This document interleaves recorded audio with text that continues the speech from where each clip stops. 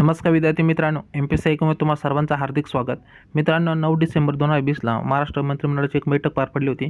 त्याच्यामध्ये महिला व बालकावरील अत्याचार रोखण्यासाठी शक्ती विधेयकास त्यांनी काय केली, मंत्रिमंडळामध्ये मंजुरी दिली. तर त्याच्यामध्ये काय काय असणार आहे आपण व्हिडिओमध्ये पाहू. दिनांक बघा 9 डिसेंबर 2020, 47वी बैठक होती, मंत्रिमंडळ निर्णय. या ठिकाणी पहिलेच महिला व बालकावरील अत्याचार रोखण्यासाठी प्रभावी शक्ती विधेयकास मान्यता. तर याच्यामध्ये काय काय आपण पाहू. महिला व बालकावर होणाऱ्या अत्याचारांच्या तक्रारीवर प्रभावीपणे कारवाई करता यावी याकरता प्रस्तावित कायद्यांची चौकट अधिक बळकट करण्यासाठी शक्ती या 2 प्रस्तावित कायद्यांना विधिमंडळासमोर सादर करण्यास आज झालेल्या मंत्रिमंडळ बैठकीस मान्यता देण्यात आली. या विधेयकानुसार शिक्षेचे प्रमाण वाढले असून नवीन गुन्हे देखील समाविष्ट करण्यात आले. या बैठकीच्या अध्यक्षस्थानी मुख्यमंत्री उद्धवजी ठाकरे साहेब होते. त्यानंतर Maharashtra Shakti criminal law Maharashtra amendment act 2020 आणि special court and machinery for implementation of Maharashtra Shakti criminal law 2020 अशी 2 विधेयके विधिमंडळात मांडण्यात येतील असं सांगितलं आहे. ह्याच्यामध्ये सांगितले की महिला व बालकावर होणाऱ्या अत्याचारांच्या घटनांना प्रतिबंध घालण्यासाठी आंध्र सरकारने किंवा आंध्र प्रदेश सरकारने दिशा कायदा लागू केला होता. या कायद्याच्या धर्तीवर महाराष्ट्रामध्ये कायदा करण्याच्या दृष्टीने दिशा कायदा समजून घेण्यासाठी गृहमंत्री श्री अनिल देशमुख यांच्या तत्कालीन अमुसगृह श्री संजय कुमार आणि पोलीस महासंचालक श्री सुबोध जयस्वाल व इतर वरिष्ठ अधिकारी यांनी आंध्र प्रदेशला भेट दिली होती. तर आंध्र प्रदेशचे दिशा कायद्याचा अभ्यास करून महाराष्ट्रासाठी विधेयकाचा मसुदा करण्याकरता श्रीमती अश्वती ढोरजे संचालक महाराष्ट्र पोलीस अकॅडमी नाशिक यांच्या अध्यक्षतेखाली एक समिती नेमण्यात आली होती. या समितीने तयार केलेल्या उपरोक्तप्रमाणे 2 विधेयके मसुदे मान्य मंत्रिमंडळासमोर 12 मार्च 2020 रोजी ठेवण्यात आले होते. नंतर मंत्रिमंडळाच्या बैठकीत या विधेयकाची सखोल तपासणी करून विधेयकाचा मसुदा तयार करण्यासाठी मंत्रिमंडळ उपसमिती गठीत करण्यात आली होती.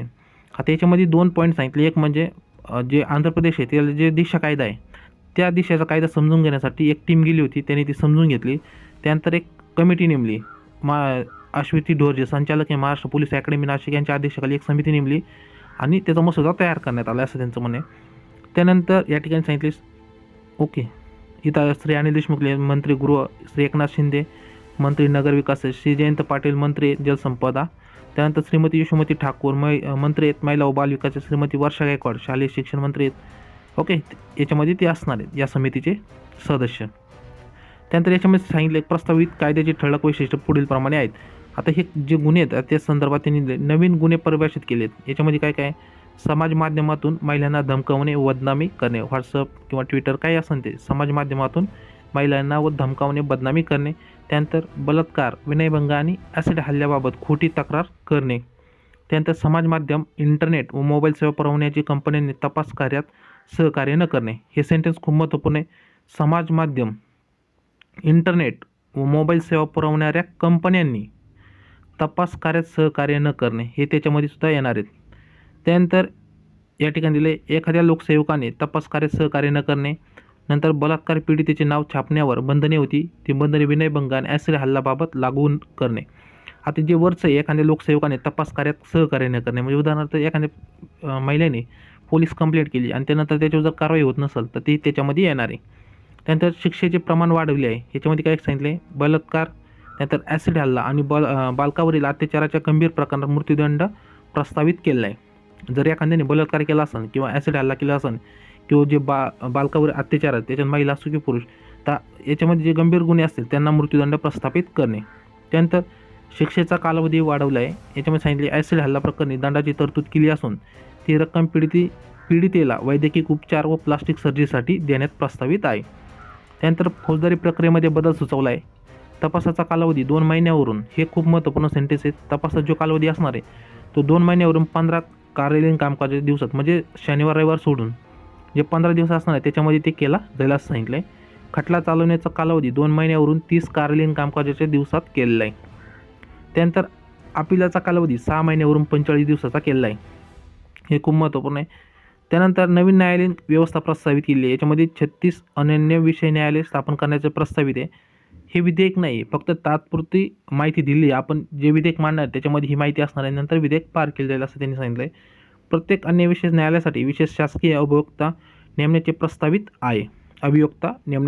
नंतर प्रत्येक घटकामध्ये महिला व बालकावरील गुन्ह्याचा तपास करण्यासाठी जिल्हा अधीक्षक, नंतर आयुक्तालय, विशेष पोलीस पथक ज्यामध्ये किमान 1 महिला अधिकाऱ्यांचा समावेश असेल आणि नेमण्याचे प्रस्तावित आहे. त्यानंतर पीडितांना मदत व सहकार्य करण्यासाठी सेवाभावी संस्थांना अधिसूचित करण्याचे प्रस्ताव आहे. मग जर पीडित महिला असेल तर त्यांना सहकार्य करण्यासाठी जी सेवाभावी संस्था आहे महिलांच्या किंवा पुरुष, तर त्यांना अधिसूचित करण्याचे याच्यामध्ये प्रस्तावित आहे त्यांच्या मदतीसाठी. तर मित्रांनो, याच्यातले जे सेंटेन्स आहे, जे मेन म्हणजे जे पहिले गुन्हे बरेच वेळ चालायचे आणि नंतर जे लोकसेवक आहे ते मदत करत नव्हते, हे त्यांच्यासाठी. आणि काही समाज बांधव जसं काही फेसबुक, ट्विटर किंवा काही इंटरनेट सेवा असेल ते जर माहिती सांगत नसेल तर त्यांच्यावरसुद्धा ही होणार आहे. त्यानंतर जे लोकसेवक आहे, उदाहरणार्थ एखादी महिलेची ॲसिड हल्ला असेल किंवा बलात्कार केला असेल तर ती घटना लवकर न घेत तर ते त्याच्यामध्ये इन्व्हॉल्व होणार आहे.